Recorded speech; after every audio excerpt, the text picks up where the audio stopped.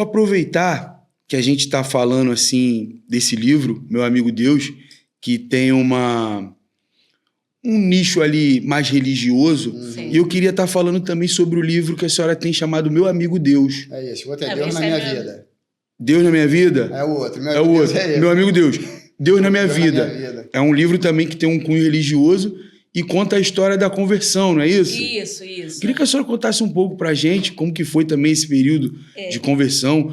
Foi antes disso aqui, né? Foi antes. Por quê? Porque foi assim, eu vinha naquela de infância, escrevia poesia e tal. Aí, quando eu perco minha mãe, eu escrevo meu primeiro livro, que foi uma coisa para a família. Eu escrevi pouquinho, todo mundo me incentivava. Foi esse aqui, né? Aí eu deixei ele quieto. Quando as coisas foram mudando, até coincidentemente, depois que eu perdi a minha mãe, eu fiquei muito perdida, porque minha mãe era um apoio muito emocional, muito grande para mim. Eu tenho muitos irmãos, mas a minha mãe eu percebi depois que a gente tinha uma relação muito próxima. Muito próxima, né? Então, quando ela morreu, eu precisei de uma fé, eu precisei de uma coisa para me encher. Uma válvula de escape, Isso, né? eu vinha de família, minha família era toda envolvida com banda, com essas religiões de matriz africana. De matriz africana. Mas eu não tinha aquela... Ficou um buraco, quando eu perdi minha mãe, ficou um buraco. Um vazio. Um vazio. Aí eu comecei a ir para a igreja e Deus começou a me encher, preencher aquele vazio. Aquele vazio, começou a me dar aquela força. E a minha vida, ele começou a falar comigo lá atrás. Sai do meio da tua parentela, vai para o lugar que eu vou te indicar. E eu comecei a deixar Deus me guiando. Quando eu percebi que eu estava num outro processo de vida, eu senti uma vontade de escrever sobre isso. Eu falei assim, bom, eu já escrevi pela minha mãe, né? Contei ali a história dela, que ela fez para uma criança.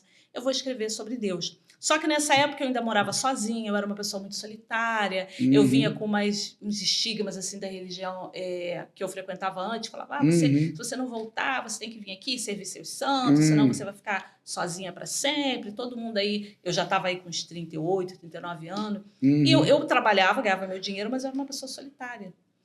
Mas eu falei, não... Faltava algo. Faltava ainda aquela coisa e tal, de você construir uma família e tal. Faltava o bonito aqui. O abençoado chegou. Faltava o varão. Glória a Deus. É isso aí. Aí eu ali naquela coisa, eu comecei a escrever. Falei, vou escrever aqui, o que Deus fez por mim, independente disso. Eu escrevi. O livro tinha mais ou menos 90 páginas. Quando eu terminei no dia seguinte, eu pensei assim, morava sozinha, comprei um computador que só eu usava, novo. Escrevi minha história, porque depois que você termina, isso é um desgaste, escrever é um desgaste emocional grande. Mas quando você termina, vem uma parte chata, que é você ficar corrigindo, lendo, corrigindo. Tem a parte... trabalho de revisão chato. Eu costumo chamar de parte técnica. Tem a parte técnica. Isso. Aí eu fui dormir tarde, falei braçal, assim, agora eu vou fazer o seguinte, eu vou dormir, amanhã de manhã, quando eu acordar, tomo meu café, já vou pegar e começar a corrigir esse livro. Porque tinha coisa ali delicada, que eu contei da minha conversão, como é que foi a saída da outra religião, problemas que eu tive com a minha família e tal. Tem a morte do meu pai, a doença dele, que Deus falou muito também. É um livro muito forte. Muito forte, eu ia falar isso. Muito forte. Eu até nem vendo ele assim, agora eu nem quero mais assim vender ele comercialmente, não. Entendeu? Algo mais pra... eu fiz, vendi os primeiros. Quando ela fez, ela queria contar o testemunho, ela não queria ter lucro. Na verdade, seria vendido, tá até no site. Mas não era para ter lucro. Eu não botei R$1 de lucro, porque eu quis só falar assim, Senhor, o Senhor não me deu esse dom. O nome de Deus. Me deu o dom para escrever, cara, eu tô te agradecendo. Eu vendi pelo preço de custo os livros que eu vendi. Aí o que aconteceu? No dia seguinte, quando eu acordei, que eu fui revisar esse livro, que eu ligo o computador, apareceu uma mensagem assim, ó, aconteceu alguma coisa com o seu computador, reinicie, entrou um vírus. Você perdeu o conteúdo todo. Deu boom no computador novo. Eu perdi. Aí eu chamei um técnico da empresa na minha casa. Falei, olha só, cara. Esse computador é novo, nesse computador. Ele tem muitas coisas, computador novo. Mas só tem uma coisa que me interessa aí, minha história. Ele, posso levar o HD para minha casa? Eu vou tentar. Eu falei, faz o que você quiser. Eu preciso dessa... Eu quero só essa história, porque eu não sei como contar isso de novo. Aí o cara levou, Lucilene. Não consegui recuperar nada. Aí eu levei uns 3 anos para voltar a escrever. Falei, eu não escrevo mais. Aí tinha na hora foi um balde de água fria, né? E tem gente que falava assim para mim, isso aí foi um inimigo. Por quê? Não quer que não sei o que lá. Tem gente que...